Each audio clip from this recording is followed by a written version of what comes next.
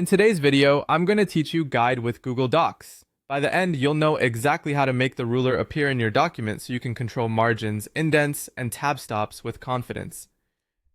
Start by opening the Google Docs document you want to work on. It can be a brand new file or something you've already created. Give the page a second to load so the toolbar and menu bar are fully available at the top.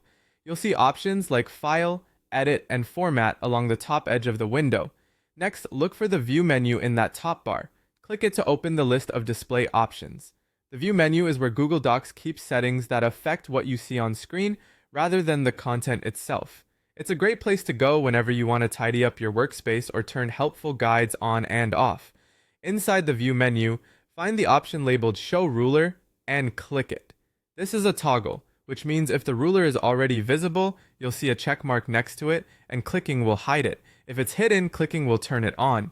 Once enabled, a ruler will appear along the top of your document just above the page area. That ruler is your visual guide for layout. You've now completed the essential step. To make the most of it, here's what the ruler does for you. Those small triangle and rectangle markers on the left side of the ruler let you control indentation. The top triangle controls the first line indent, perfect for starting paragraphs with that classic indented look. The bottom triangle controls the hanging indent, which is helpful for bibliographies or lists where the first line sticks out and the rest tuck in. The small rectangle beneath them moves both together, adjusting the left margin for the selected paragraph.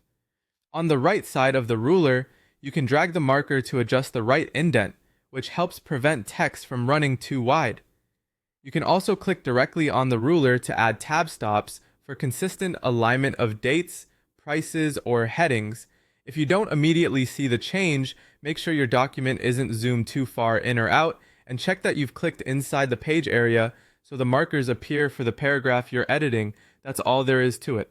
With the ruler visible, you'll format faster and keep your documents clean and professional. Thanks for watching, and happy writing.